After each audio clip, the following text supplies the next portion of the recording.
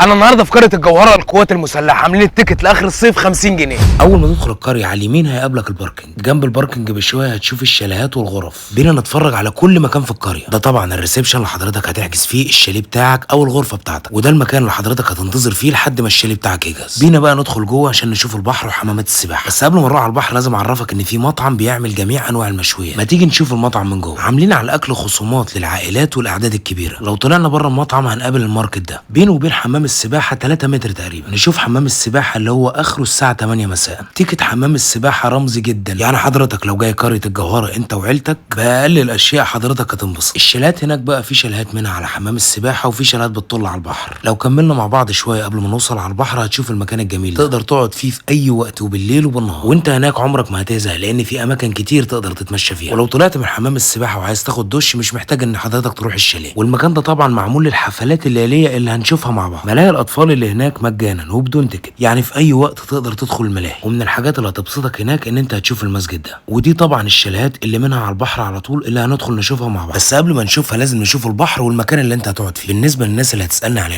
العنوان الاسماعيليه فايت قريه كسفريد كده، يبقى شفنا الشط والمكان اللي حضرتك هتقعد فيه. نشوف باقي القريه. ولقيت هناك الملعب البلاط ده، وطبعا اللعب هناك مجانا عشان محدش يقول لي الملعب بتيكت ولا لا. البرجيله دي هتلاقيها موجوده هناك، وفي نص البرجيله قبل ما تعدي الناحيه الثانيه موجود المكان ده. بينه وبين الشط اكتر من 50 متر في الميه. المفاجاه الكبيره ان انت بعد ما تعدي البرجيله الناحيه الثانيه موجود شط تاني خالص تابع لقريه الجوهره. هتقول لي طبعا يعني وانا في قريه الجوهره وعايز اروح الشط ينفع؟ العائلات فقط اللي مصرح يروحوا من الشط للقريه ومن القريه للشط، يعني بالتيكت اللي حضرتك هتقطعه على البوابه كرسي وترابيزه وشمسيه وتقدر تروح الشط كمان. ما تيجي نشوف الميه مع بعض. بصراحه الميه في الشط والميه في القريه في منتهى الجمال. مساحه الشط اكبر من القريه مرتين. وعايز اقول لحضرتك لو انت قاطع تذكره وداخل الشط وعايز تأجر شاليه هتأجر شاليه داخل القريه. وحضرتك لو عايز تشتري حاجه من السوبر ماركت مش لازم ترجع للقريه. الكافيتيريا دي موجوده هناك عشان تخدم الشط كله، منها كافيتيريا ومن جوه برضه فيها سوبر ماركت. بينا بقى نتمشى على البرجيله تاني ونرجع القريه عشان نشوف الغرف والشاليهات. قبل ما افرج حضرتك على المكان اللي هتسكن فيه حابب اعرفك ان انا واقف دلوقتي في نص القريه. نبدا باول حاجه وهي الغرف لليوم الواحد. في امكانيه لو معاك 500 جنيه تقدر تاخدها. مش متواجد فيها سرير، موجود فيها حمام ومكان تغير فيه هدومك والفيو بتاعها على البحر على طول. تعالى بينا بقى نشوف الغرفه الثانيه. الغرفه دي تقدر تاخدها 24 ساعه ب 700 جنيه، انما الغرفه اللي وريتها لحضرتك من شويه تاخدها 12 ساعه بس. كده احنا شفنا الغرف. فاضل الشاليهات. في هناك شاليه غرفتين وفي شاليهات 3 غرف. الشاليه الغرفتين تقدر تاخده ب 1000 جنيه والشاليه ال3 غرف تقدر تاخده ب 1200 جنيه. وطبعا كل الشاليهات اللي هناك مكيفه، مفيش حاجه هناك اسمها مراوح. واي تفاصيل حضرتك عايز تعرفها اكتر من كده هتكلم الريسبشن وهيبعتوا لك كل اللي حضرتك عايز تشوفه. بينا بقى زي ما قلت لك تعالى